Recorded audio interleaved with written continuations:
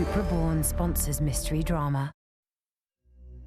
With all the stories making the headlines now this Monday night, it's the ITV News at 10.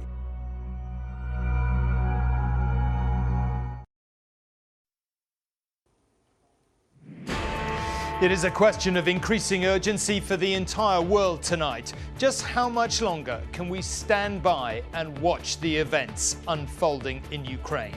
Rape, murder, brutality without limit, terror without end. No wonder President Zelensky could barely contain his emotions today. All the people are, or they're killed, been killed, or they went away. So that is the answer. That's why you are here. As the Russians retreat, Dan and other journalists are trying to document the atrocities, step by horrifying step. What's happened here isn't just a massacre of one family. It's an atrocity against the whole of Ukraine. And from Paris, from Warsaw, from Washington today, a recognition that what we are witnessing is war crimes. You may remember I got criticized for calling Putin a war criminal. Well, the truth of the matter, you saw what happened to Bucha. This warrants him, he is a war criminal.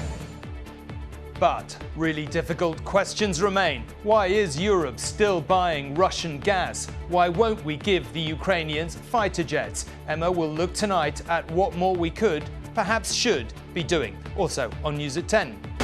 You're lying, the head of the UN's blunt warning to world leaders on climate change. Channel 4 will be privatized. The government's new crisis on conversion therapy and... Well, I suppose it's because I believe that there's always a reason for everything that happens. Tributes tonight to the one and only Dot Cotton. She was working up until 2 years ago. And that really does show you, doesn't it, that if you've got, where there's a will, there's a way. And she was fantastic, absolutely fantastic.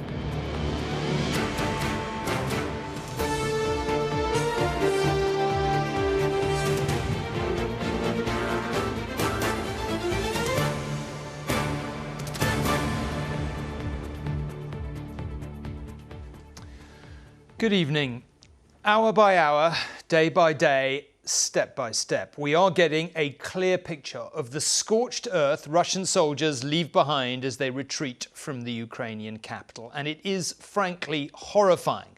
Bodies lie in the streets, shot at close range, many with their hands tied behind their backs. There are mass graves. There is evidence of torture, of rape, of war crimes of all descriptions. Ukraine's President Volodymyr Zelensky went to see for himself today, and in the broken voice of a man who cannot quite take in what he has just witnessed, denounced the perpetrators and called for them to pay for their crimes against humanity. But will they?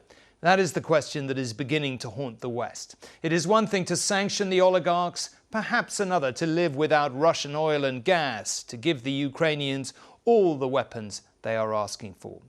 These are the questions, of course, for the days ahead, but I'm afraid there is no escape from the scenes we feel we need to broadcast tonight so that the world can bear witness to the scale of the crimes being committed. The serenity of a Ukrainian forest west of Kyiv conceals gruesome evidence of Russia's scorched earth policy and some of its most heinous crimes. Here at Motozhin, amid the pines, lie the body of a local mayor, Olga Suhenko, together with her husband and 25-year-old son. The sand holds other corpses yet to be exhumed. Nearby, the remains of the bloody rope used to bind their hands before they were murdered. Discarded Russian ration packs are nearby, and their dugout position is just next to the pit used to conceal the murder of this local political leader. What's happened here isn't just a massacre of one family. It's an atrocity against the whole of Ukraine. Abducted 10 days ago while trying to help her fellow Ukrainians escape, she may have been tortured before being shot. And nearby, in a drainage pipe, another body, a ligature around his neck, and bruises so severe his torso is crimson, suggesting he'd been tortured. She's Lubov Lus is a kindergarten teacher whose husband watched the Russian advance and decided to make a stand. My husband couldn't take it anymore. He was too nervous. He took his shotgun and started shooting at the column of tanks. 130 armored vehicles entered our street. Their soldiers were sitting on top and they shot at him and wounded him badly. She says her son tried to take him to hospital, but he was shot in the head. Her wounded husband was also executed. Their bodies were dumped on this road where they lay for 6 days.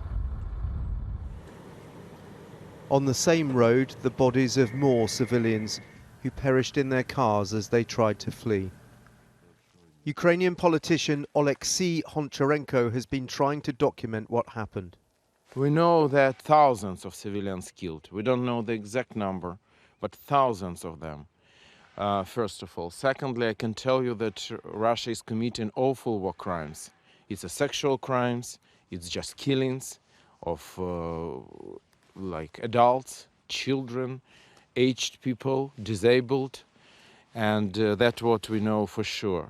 And that is absolutely I'm unprecedented. It's like they just want to scare the nation.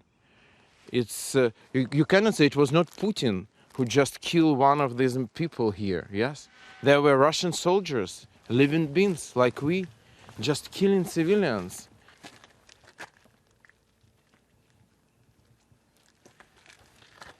These scenes are harrowing, even for those who've witnessed the worst of this war. These were women, there are bodies of women killed by Russians. And first they were raped, then they killed them, then they put them on tires, and then they tried to burn them. And in Bucha today, the body bags were being readied for those found, bound and executed in the cellar of a children's holiday camp. Today, President Zelensky toured some of these sites, telling us in no uncertain terms Russia's claim this has all been faked is demonstrably untrue. You are here to see this truth, that it's what, that all these crimes been here, and you see what's going on around of this city, and there is no. You mean that is the city where are people? All the people are, or they are killed, been killed, or they went away. So that is the answer. That's why you are here, and that is the answer to Russia. Even though the Russians have gone, some still haven't left their cellars in the ruins of their homes, too traumatized to emerge into the world above, where the brutality of the Russian occupation meant no one was safe. Maria Pilaeva says during the worst of the fighting, a rocket came so close she thought her coat might catch fire. The impact threw sand in her face. She's lost much of her hearing since then, but thanks God for her survival when so many around her were slaughtered. And Dan joins us now. Dan, absolutely horrific what you've been witnessing with your own eyes. Can you just give us a sense as you move through these places and as day follows day of the scale of what you see as having taken place there? Well, I don't think we have seen anything on this scale, on this level of depravity, really in a generation since the Balkan Wars in the early 1990s.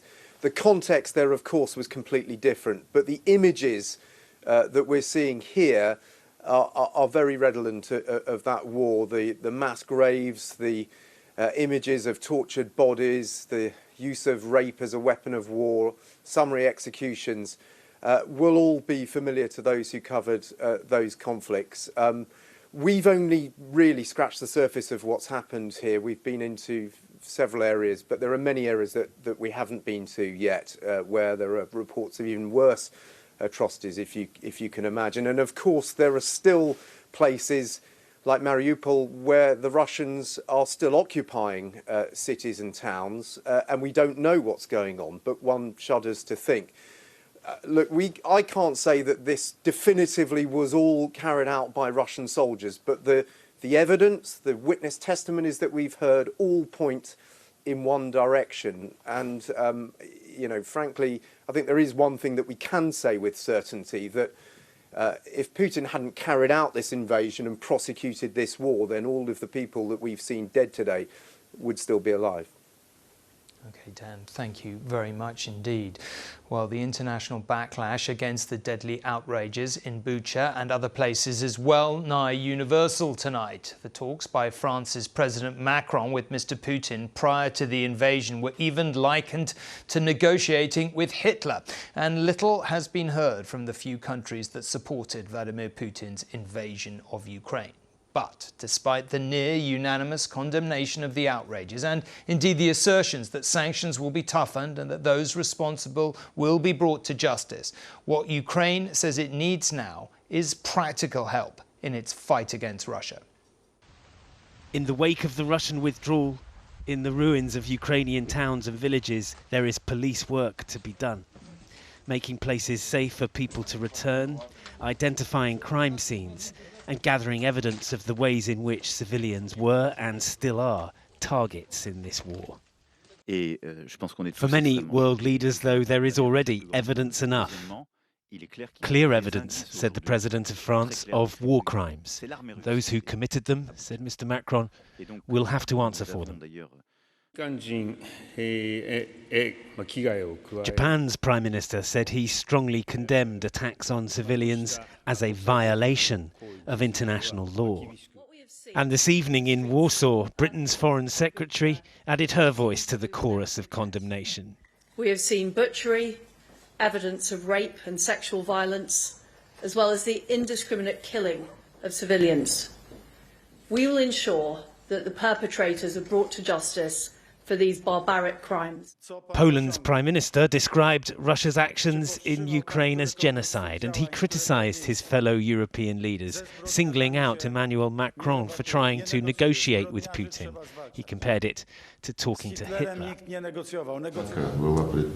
Russia's foreign minister, meanwhile, dismissed all of the accusations. They are a provocation, said Mr. Lavrov, scenes of atrocities which have been staged by the Ukrainians. Evidence is being gathered, though, and not just on the ground. This satellite image is said to show a 45-foot trench, a mass grave, in the grounds of a church in Bucha. The director of Ukraine's emergency response told me today that his teams in the liberated towns had seen improvised explosive devices and their tripwires disguised as toys and packets of cigarettes.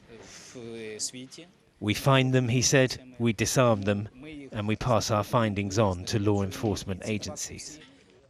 So a case is already being built, but even if the crimes of this war are proved beyond doubt, bringing the perpetrators to justice will be another long and difficult task. Geraint Vincent, News at 10, Western Ukraine. Well, now that President Biden has made it clear where he thinks the blame lies for the terrible scenes in places like Bucha and who should ultimately be held to account for what happened, Vladimir Putin, in short, it remains to be seen exactly how America will lead the West's response. One possibility, of course, is ramping up military aid to Ukraine still further. Another is for countries to stop taking Russian oil and gas altogether. Both options would undoubtedly come at a cost. Not a straightforward diplomatic path at all. It is Vladimir Putin who is to blame, period. We will not stand by while Putin vents his fury on Ukraine. This war will be a strategic failure for Putin. Before Russia's assault on Ukraine began, the Western world had pledged to stand in solidarity.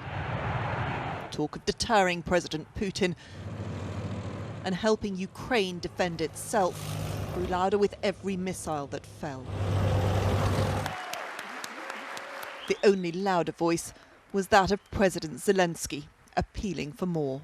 In the darkest time for our country, for the whole Europe, I call on you to do more. The United States has pledged more than $2.3 million worth of security assistance. Weaponry being shipped across the world for Ukrainian forces. Similar hardware has been donated by other nations to keep Ukraine in the fight. Though heavy sanctions aim to isolate Russia, it is far from isolated. As it keeps up its assault, much of Europe keeps importing gas and oil. Even with the current restrictions, it's estimated that £245 billion worth of energy exports will take place this year. That's a third more than last. Of Russia's 5 million barrels of crude oil a day, 49% goes to Europe. And of its 9 trillion cubic feet of natural gas, Europe takes 74%. Those who have lived and worked in the region believe without additional sanctions and a tougher line, the Russian leader will continue undeterred. Putin is deterring us from defending our own interests, or rather we are letting ourselves be intimidated by Putin as we consider defending our own interests, and that's a mistake, a serious mistake. There may be solidarity and symbolism, but that alone will not win this war. The previous weeks prove what previous decades should have already taught, that President Putin is largely immune to Western threats. He knows from Syria and other countries that domestic policy often dictates foreign policy. And though there has been a lot of condemnation from the West, their concern only goes so far for so long. Emma Murphy, News at 10 at the White House. And Sangeeta joins us now to talk about all this. She's been looking at it today. I think Emma phrased the question there, certainly better than I could.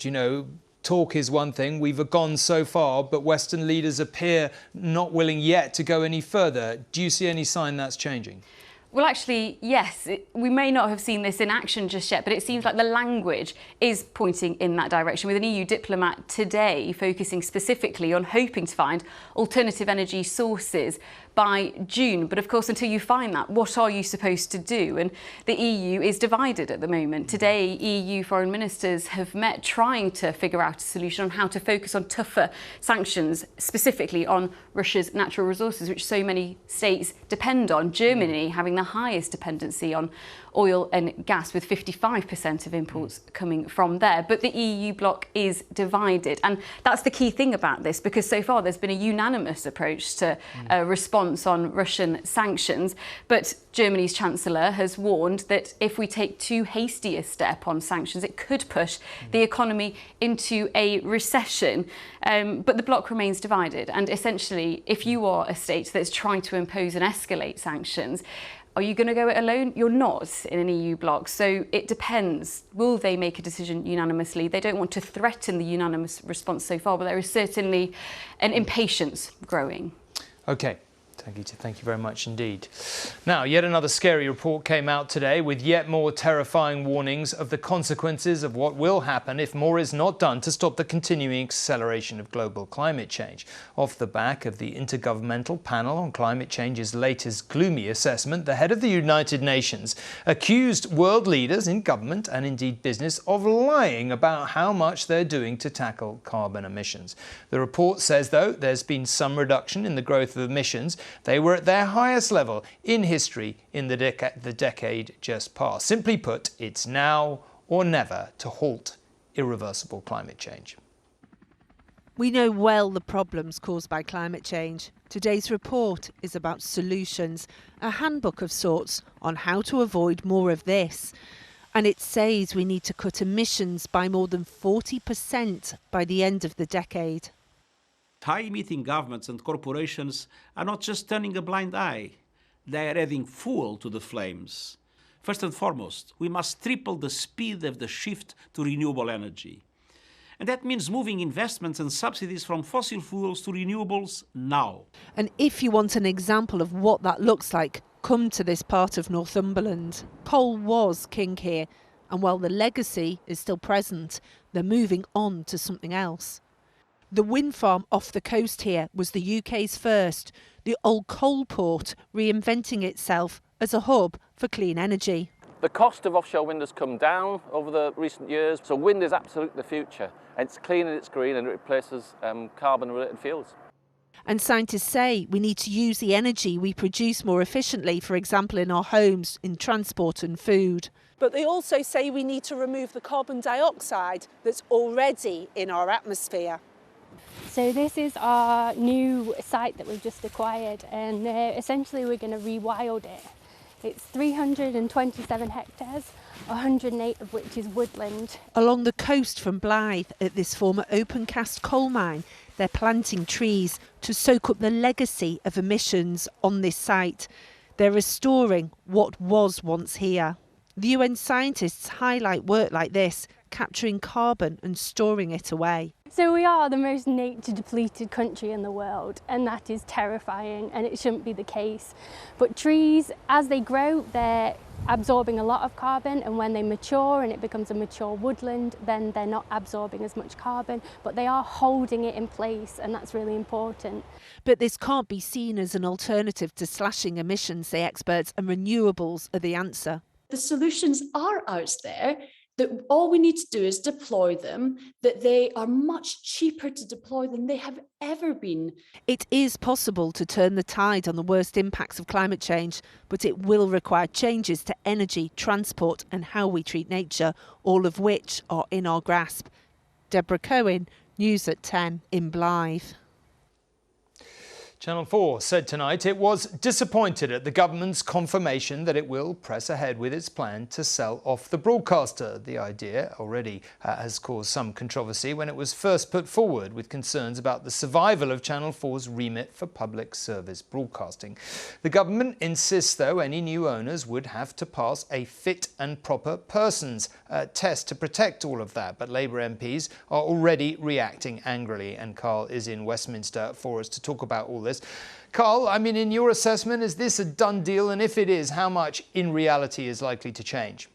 Well, look, as you know, Tom, it's not always entirely clear what is and isn't a done deal with this government, but certainly this one is looking a lot more likely tonight. The government says that it wants to free Channel 4 from the straitjacket of public ownership to allow it to compete with the big global media companies. But Channel 4, as you've said, doesn't feel particularly straitjacketed. They say they're disappointed by this, and the opposition are worried that it's the big global media companies that will end up buying Channel 4. Just to remind viewers who don't follow all of this stuff, Channel 4 is publicly owned, but it is not publicly funded. It makes all its money for programming from its advertising. And the government says it has been doing that quite successfully in recent years, but that it needs to be able to borrow more and attract more private investment in order to truly compete. But this is deeply politically controversial because although Channel 4 was established by Margaret Thatcher, successive Tory ministers have felt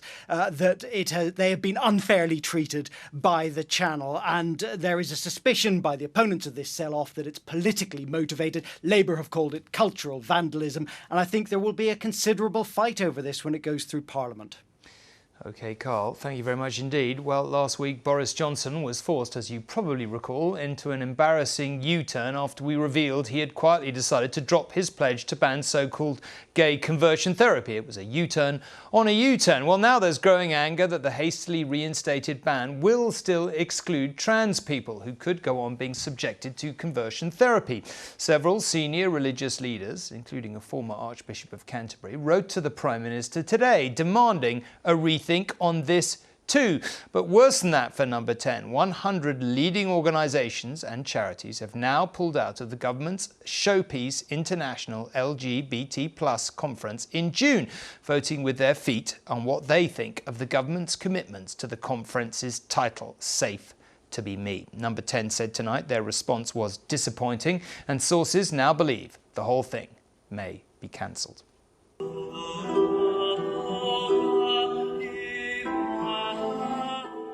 Alex's relationship with the church wasn't always this harmonious. A minister who now leads the teaching, Alex was once a victim of it. Coming out as trans meant being told to change, but not in the way Alex wanted to. Pastors tried to use conversion therapy as some sort of cure.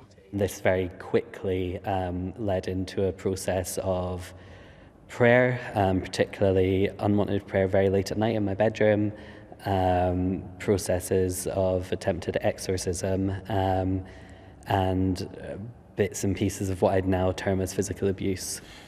What kind of impact did that have on you? Really, really anxious to the point of feeling quite unwell. So during the trip I started being quite sick, and by the time I got home doctors were testing me for tropical diseases and all sorts of things, and eventually sent me to a breathing specialist, and they found out that actually it was just really severe anxiety that I was experiencing. Receive the Holy Ghost. Last week, the government broke a promise to ban these practices, then U-turned, but only for gay people, excluding trans conversion therapy from any bill. Today, church leaders, including a former Archbishop of Canterbury, wrote to the Prime Minister telling him every church should be a safe place that affirms people in being who they are without fear of judgment. We see no justification for the ban on so-called conversion therapy excluding trans people. And tonight, over 100 organisations have pulled out of the government's Safe to Be Me conference this June, which is supposed to set an example on LGBT rights to the rest of the world. Our feeling is that the government has got no credibility to be hosting an international LGBT rights conference at a time when it's walking away from some of the most vulnerable people. But the government and some of its MPs are concerned a ban could have unintended consequences. If we have an approach which is based purely on affirmation and not for properly interrogating what might be the cause of gender distress, we could actually see people move on to pathways which lead to irreversible treatment.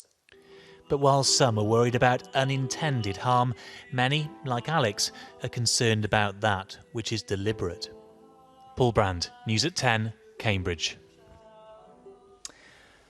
And finally, June Brown had long been a respected actress when she took on her role in a fledgling TV soap in 1985, but she'd never been what you might call a star. The character she created for EastEnders, Dot Cotton, changed all that. Outspoken, compassionate, sharp and funny, Dot Cotton instantly struck a chord with millions of viewers and became a household name for more than 30 years. Tributes have been pouring in today for the actress who made her a national institution. June Brown's death at the age of 95 robs TV of one of its best loved and most decorated names.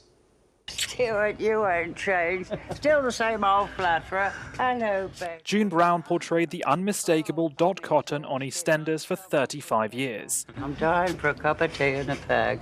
Well, known for being devoutly religious, a hypochondriac, and rarely seen without a cigarette in hand, Dot appeared on 2,884 episodes. Dorothy, will you marry me?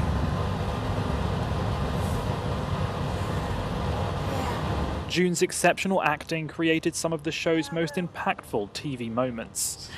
how am I going to live with myself?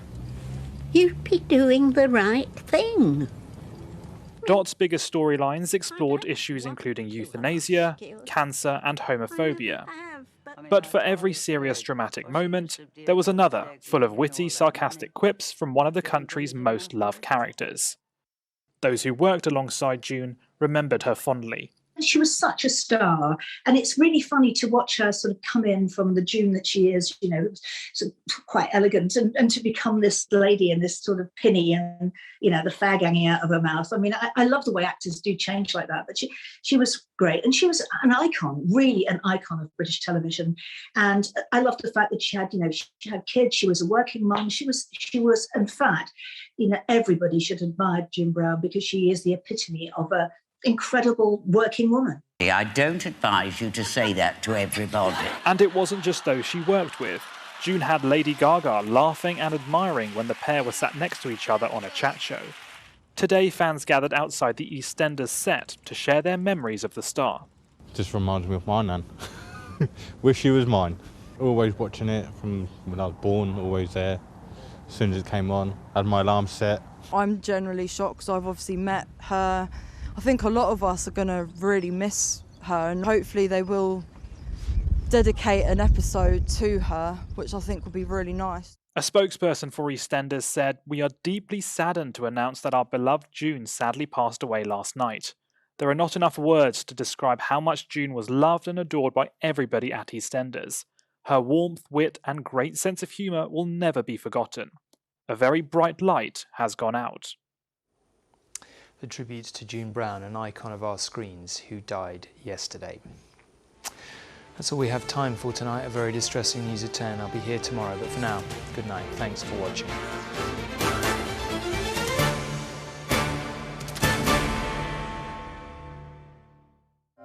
Tomorrow.